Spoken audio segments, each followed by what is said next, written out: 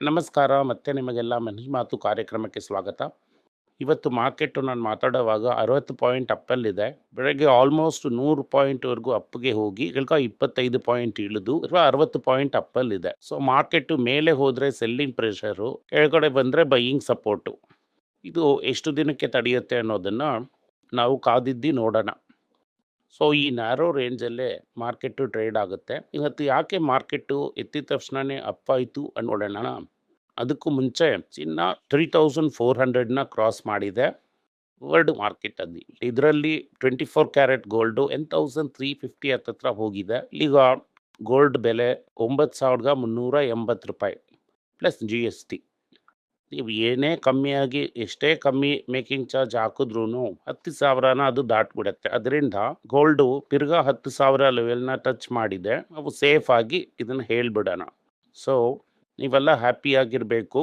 ನಮ್ಮ calling gold workout ಆಗಿದೆ. ನಿನ್ನೆ ಟೈಟನ್ ಸ್ಟ್ರಾಟಜಿ ಬಗ್ಗೆ ಹೇಳಿದ್ದೆ. ಒಂದೇ ದಿನದಲ್ಲಿ 150 ಸ್ಟೋರು ಆ್ಯಡ್ ಮಾಡಿದ್ದಾರೆ. ಅದರಲ್ಲೂ ಇಂಡಿಯಾದಲ್ಲೇ ಕಾಂಪಿಟೇಷನ್ನೇ ಇಲ್ಲದೇ ಇರೋವಂಥ ಒಂದು ಜಾಗದಲ್ಲಿ 150 ಸ್ಟೋರ್ನ ಆ್ಯಡ್ ಮಾಡಿದ್ದಾರೆ.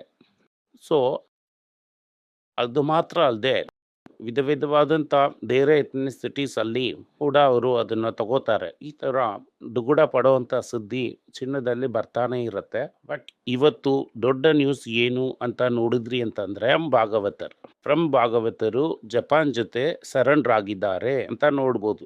ವರ್ಲ್ಡ್ ವಾರ್ ಟೂರ್ ಆದಮೇಲೆ ಅಮೇರಿಕಾ ಹತ್ರ ಜಪಾನ್ ಸರೆಂಡರ್ ಆಗುತ್ತೆ. ಆದರೆ ಇವತ್ತು ಟ್ರಂಪ್ ಜಪಾನ್ ಹತ್ರ ಸರೆಂಡರ್ ಆಗಿದ್ದಾರೆ. ಈ ಜಪಾನವನು ಕರೆಕ್ಟಾಗಿ ಎಲ್ಲನೂ ಬರೆದು ಫೈನ್ ತೊಗೊಂಡು ಕೊಟ್ಬಿಟ್ಟಿದ್ದಾನೆ ಟ್ರಂಪ್ಗೆ. ಆಲ್ರೆಡಿ ಪ್ಲಾಂಟ್ ಹಾಕಿದ್ದನ್ನೆಲ್ಲ ಇನ್ವೆಸ್ಟ್ಮೆಂಟ್ ಆಗಿ ತೋರಿಸಿ $550 ಬಿಲಿಯನ್ ನಾನು ಪ್ಲಾಂಟ್ ಹಾಕ್ತೀನಿ ಅನ್ನೋ ಥರ ತೋರಿಸಿದ್ದಾನೆ. ಆದರೆ ಈ 25% ಟ್ಯಾಕ್ಸ್ ಮೇಲೆ ಹೊತ್ಕೊಳ್ಳೋದಕ್ಕಾಗಲ್ಲ. 2.5% ಇರೋದನ್ನು ಇನ್ನೊಂದು 12.5% ಆಗಿ 15% ಮಾಡ್ಕೊಳ್ಳಿ ಅಂತ ಹೇಳಿದ್ದಾನೆ. ಜಪಾನವನು ಒಪ್ಕೊಂಡ ಸ್ಟೀಲ್ ಅಲ್ಯೂಮಿನಿಯಂ ಇದ್ರಲ್ಲಿ ಬರೋದಿಲ್ಲ ಅಂತ. ಯಾಕಂದರೆ ಅವನು ಪೌಂಡ್ ಸ್ಟೀಲಿಂದ ಏನು ಎಕ್ಸ್ಪೋರ್ಟ್ ಮಾಡೋದಿಲ್ಲ. ಆದರೆ ಅವನು ಯು ಎಸ್ ಟಿನೇ ತಗೋತೀನಿ ಅಂತ ಹೇಳಿದ್ರೆ ತಡೆದು ನಿಲ್ಲಿಸ್ಬಿಟ್ರು. ಇದರಿಂದ ಏನು ಅಂತಂದರೆ ಈಗ ಜಪಾನ್ನಲ್ಲಿ ಇಷ್ಟೊಂದು ಟ್ಯಾಕ್ಸ್ ಇಲ್ಲ. ಕಾರ್ನ ರೆಡಿ ಮಾಡಿ ಚೀಪಾಗಿ ಅಮೇರಿಕಾದಲ್ಲೇ ಇಳಿಸ್ಬಿಡ್ತಾರೆ. ಆಲ್ರೆಡಿ ಫೋರ್ಡ್ GF5 ಹಾಕ್ತಾ ಇದ್ದಾರೆ. ಯಾಕೆ ಅಂತಂದರೆ ಅವನಿಗೆ ಸ್ಟೀಲ್ ಆ್ಯಂಡ್ ಅಲ್ಯೂಮಿನಿಯಮಲ್ಲಿ ಹೆವಿ ಟ್ಯಾಕ್ಸ್ ಇದೆ. ಅದರಿಂದ ಅವನಿಗೆ ಜಪಾನ್ ಜೊತೆ ಕಂಪೀಟ್ ಮಾಡೋದಕ್ಕೆ ಆಗೋದಿಲ್ಲ ಅನ್ನೋದನ್ನು ಅರ್ಥ ಮಾಡ್ಕೊಂಡಿದ್ದಾರೆ. ಆದರೆ ಟ್ರಂಪು ಏನೋ ಒಂದು ಜಯಿಸಬೇಕು ಅನ್ನೋದಕ್ಕೋಸ್ಕರ ಅಗ್ರಿಮೆಂಟ್ಗೆ ಸೈನ್ ಮಾಡಿದ್ದಾರೆ. ಇದರಲ್ಲಿ ಬೇರೆ ಇನ್ನೇನು ಮಾಡಿದ್ದಾರೆ ಅಂತಂದರೆ ಕನ್ಸೆಷನ್, ನೀವು ಅಕ್ಕಿ ಕೂಡ ಸ್ವಲ್ಪ ಮಾರ್ಬೋದು ಜಪಾನಲ್ಲಿ ಅಂತ ಹೇಳಿದ್ದಾರೆ. ಅದು ಕೂಡ ಜಪಾನ್ಗೇನೆ ಅಡ್ವಾಂಟೇಜು. ಯಾಕೆ ಅಂತಂದರೆ ಬೆಲೆಗಳನ್ನು ಅಕ್ಕಿ ಬೆಲೆ ತುಂಬಾ ಏರಿತ್ತು ಜಪಾನಲ್ಲಿ. ಸ್ವಲ್ಪ ಅಮೇರಿಕಾದಿಂದ ಇಳಿದು ಬೆಲೆ ಏರಿಕೆನ ಕಡಿಮೆ ಮಾಡೋದಕ್ಕೆ ಅದು ಯೂಸ್ ಆಗುತ್ತೆ. ಅದರಿಂದ ಜಪಾನ್ಗೆ ವಿನ್ ರಿಲೇಷನ್ಶಿಪ್ಪು. ನಾವು ಒಂದು 1.5 ವರ್ಷದಿಂದ ಎಲ್ಲಿ ತಿರುಗಿದ್ರೂ ಒಂದು ಆವರೇಜ್ ಆಗಿ ಡಿವಿಡೆಂಟ್ನ ಸೇರಿಸಿದ್ವಿ ಅಂತಂದರೆ 15% ಎಲ್ಲದನ್ನು ರೆಗ್ಯುಲರ್ ಆಗಿ ಕನ್ಸಿಡರ್ ಮಾಡಿದ್ವಿ ಅಂತಂದರೆ 15% ರಿಟರ್ನ್ ಇರುತ್ತೆ. ಅದರಿಂದನೇ ಈ ಟ್ರೇಡ್ ಮಾಡೋರೆಲ್ಲ ಸಂತೋಷವಾಗಿ ಸುತ್ತಾಡ್ತಾ ಇದ್ದಾರೆ. ಸೊ ಈ ಜಪಾನು ಕರೆಕ್ಟಾಗಿ ಹೋಗಬೇಕು. ಇವತ್ತು ಟಾಪ್ ಹೆಡ್ಲೈನೇ ಜಾಪನೀಸ್ ಆಟೋ ಸ್ಟಾಕ್ಸೇ power house of the Nikkei 1 year high. ಇದು ಫುಲ್ಲಾಗಿ ಪವರ್ ಹೌಸ್ ಆಗಿ ಪವರ್ ಮಾಡಿದ್ದೆಲ್ಲನೂ ಜಾಪನೀಸ್ ಆಟೋ ಸ್ಟಾಕ್ಸ್. ಯಾಕೆ ಅಂತಂದರೆ ಟ್ರಂಪು ಜಪಾನ್ ಹತ್ರ ಸರೆಂಡರ್ ಆಗಿದ್ದಾರೆ. ಇವತ್ತು ಟೊಯೋಟಾ, ಹೋಂಡಾ, ಸೋನಿ ಈ ಥರ ಕಂಪನಿಗಳ ಕಾಲು ಪರ್ಫೆಕ್ಟಾಗಿ ವರ್ಕ್ ಆಗಿದೆ. ರೂಪಾಯಿ ಒಂದು 7-8% ಬಿದ್ದಿದೆ. ಅದೇ ನಿಮಗೆ ಎಕ್ಸ್ಟ್ರಾ. ಸೊ ರುಪಿ ಟರ್ಮ್ಸಲ್ಲಿ 20% ಮೇಲೆ ತೊಗೊಂಡಿದ್ದೀವಿ ರಿಟರ್ನು. ಇದರಿಂದನೇ ನಾವು ಯಾವಾಗ್ಲೂ ಈ ಹೊರಗಿನ ಮಾರ್ಕೆಟ್ನ ನೋಡ್ತಾನೆ ಇರ್ತೀವಿ. 1.5 ವರ್ಷದ ಮುಂಚೆ ಕೋಕಾ ಕೋಲಾನ ನೋಡಿದ್ವಿ. ಎಲ್ಲರೂ ಏನು ಹೇಳಿದ್ರು, ಇಂಡಿಯಾದಲ್ಲಿ ಕೋಕಾ ಕೋಲಾ ಕಷ್ಟ. ಯಾಕೆ ಅಂತಂದರೆ ಸಮ್ಮರು ಅರ್ಲಿಯಾಗಿ ಮುಗಿದೋಯ್ತು, ಮಳೆ ಬೇಗ ಬಂದ್ಬಿಡ್ತು. ಮಳೆಗಳೆಲ್ಲ ಬೇಗ ಬಂದಿದ್ದರಿಂದ ಪೆಪ್ಸಿ, ಕೋಕಾ ಕೋಲಾ ಸೇಲ್ಸ್ ಎಲ್ಲ ಇಲ್ಲ. ಕ್ಯಾಂಪ ಬಂದು ಕೋಕಾ ಕೋಲಾನ ಖಾಲಿ ಮಾಡಿಬಿಡುತ್ತೆ ಅಂತ. ಇಲ್ಲಿ ಪರವಾಗಿಲ್ಲ, ಮಳೆ ಬೇಗ ಬಂದರೆ ಏನಂತೆ, ಯುರೋಪಲ್ಲಿ ಸಿಕ್ಕಾಪಟ್ಟೆ ಬಿಸಿಲಿದೆ. ಅದರಿಂದ ಯುರೋಪಲ್ಲಿ ರೆಕಾರ್ಡ್ ಸೇಲ್ಸ್. ಅದರಿಂದ ಅನಲಿಸ್ಟ್ನ ಎಸ್ಟಿಮೇಟ್ನು ದಾಟಿ ಸೇಲ್ಸ್ ಏರಿದೆ ಕೋಕಾ ಕೋಲಾದಲ್ಲಿ. ಅವರು ಹೊಸದಾಗಿ ಲಾಂಚ್ ಮಾಡಿದಂಥ ಪ್ರೋಟೀನ್ ಶೇಕ್ ಕೂಡ ಸೂಪರ್ ಆಗಿ ಮಾಡಿದೆ. ಅದರಿಂದ ಇವತ್ತು ಫುಲ್ಲಾಗಿ ನಮಗೆ ಎಕ್ಸ್ಟರ್ನಲ್ನಿಂದ ನ್ಯೂಸು. ಟೊಯೋಟಾ, ಒಂದು ಸೈಡಲ್ಲಿ ಹೋಂಡಾದಲ್ಲಿ ಹೋಂಡಾ, ಇನ್ನೊಂದು ಸೈಡಲ್ಲಿ ಕೋಕಾ ಕೋಲಾ.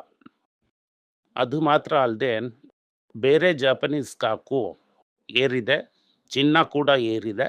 ಇದನ್ನೆಲ್ಲ ನೀವು ಓವರಾಲ್ ಆಗಿ ನೋಡಿದಾಗ ಪೋರ್ಟ್ಫೋಲಿಯೋನ ಬ್ಯಾಲೆನ್ಸ್ ಮಾಡೋದಕ್ಕೆ ನಮಗೆ ಈ ಫೀಚರ್ಸ್ ಎಲ್ಲ ಬೇಕು.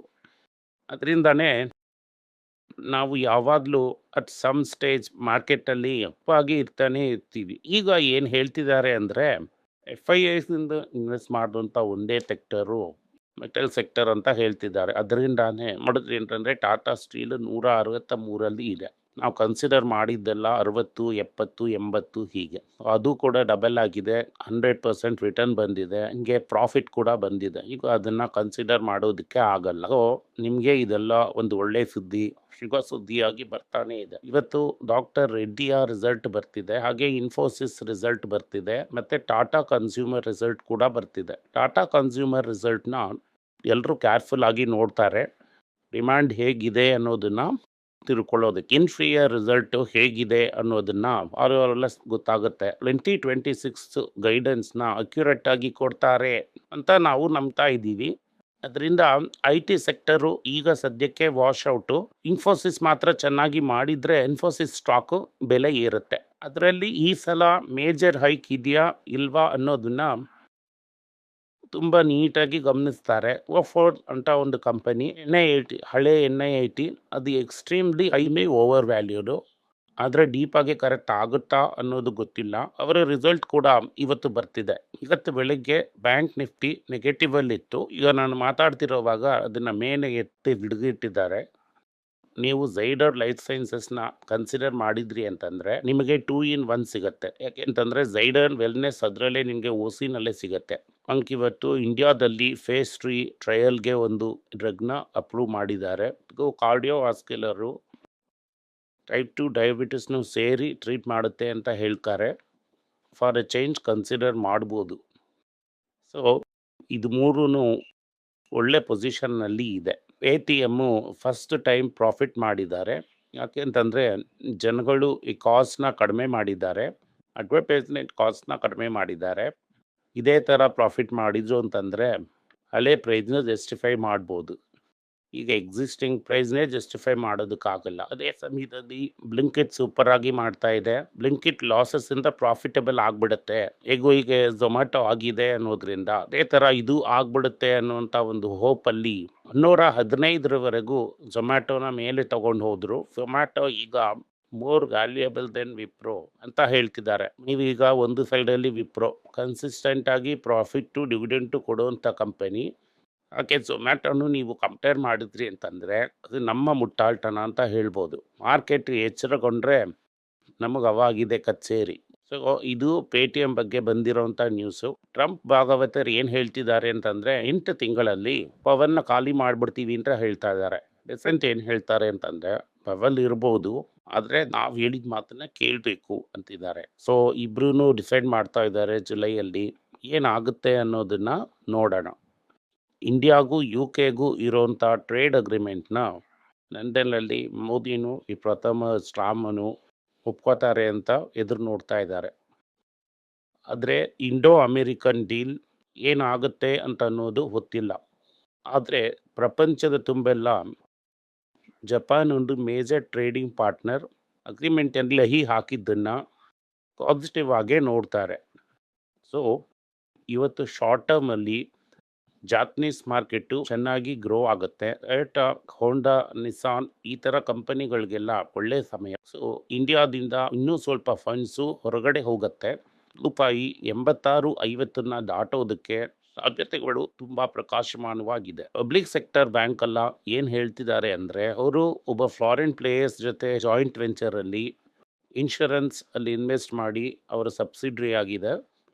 ಅವರು ಏನು ಹೇಳ್ತಿದ್ದಾರೆ ಅಂದರೆ ಈ ಪಬ್ಲಿಕ್ ಸೆಕ್ಟರ್ ಬ್ಯಾಂಕ್ಸ್ನ ಸಬ್ಸಿಡರಿ ಆಗಿರೋವಂಥ ಇನ್ಶೂರೆನ್ಸ್ ಕಂಪನೀಸ್ನ ಲಿಸ್ಟ್ ಮಾಡಿ ಸ್ವಲ್ಪ ಈ ಆಫರ್ ಫಾರ್ ಸೇಲ್ಸ್ನ ಹಾಕಿ ಪ್ರಾಫಿಟ್ ಬುಕ್ ಮಾಡ್ಕೋತೀವಿ. ಡಿಪಾಸಿಟ್ ತಗೊಂಡು ಸಾಲ ಕೊಟ್ಟು ನಮಗೆ ಪ್ರಾಫಿಟ್ ಮಾಡೋದಕ್ಕೆ ಆಗಿಲ್ಲ, ಹೀಗಾದರೂ ಸ್ವಲ್ಪ ಪ್ರಾಫಿಟ್ ಮಾಡ್ತೀವಿ ಅಂತ ಹೇಳ್ತಾ ಇದ್ದಾರೆ. ಇದೇ ಸಮಯದಲ್ಲಿ ಸ್ಟೇಟ್ ಬ್ಯಾಂಕ್ ಆಫ್ ಇಂಡಿಯಾ ಒಂದು QIP ಕೊಟ್ಟಿದ್ದಾರೆ.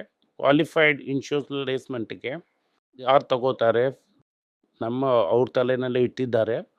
ಈ ಬೋಲ್ಡ್ ತಲೆನಲ್ಲಿ ಬೆಣ್ಣೆ ಇಡೋ ಥರ LIC ತಲೆನಲ್ಲಿ ಎಲ್ಲದನ್ನು ಕಟ್ಟಿದ್ದಾರೆ. ಗೌರ್ಮೆಂಟು LICನ ಪಿಗ್ಗಿ ಬ್ಯಾಂಕ್ ಥರ ಯೂಸ್ ಮಾಡ್ತಿದೆ. ಇಷ್ಟೇನೇ ಇವತ್ತಿನ ಸುದ್ದಿ. ಧನ್ಯವಾದಗಳು. ಈ ವಿಡಿಯೋ ನಿಮಗೆ ಇಷ್ಟ ಆಗಿದ್ರೆ ವಿಡಿಯೋನ ಲೈಕ್ ಮಾಡಿ, ನಮ್ಮ ಚಾನೆಲ್ನ ಸಬ್ಸ್ಕ್ರೈಬ್ ಮಾಡಿ, ಹಾಗೆ ಬೆಲ್ ನೋಟಿಫಿಕೇಶನ್ ತಟ್ಟಿ. ಈ ವಿಡಿಯೋನ ಸಾಧ್ಯ ಆದರೆ ನಿಮ್ಮ ಫ್ಯಾಮಿಲಿ ಫ್ರೆಂಡ್ಸ್ ಜೊತೆ ಶೇರ್ ಮಾಡಿ, ಅವ್ರಿಗೂ ನೋಡೋದಕ್ಕೆ ಹೇಳಿ. ಧನ್ಯವಾದಗಳು.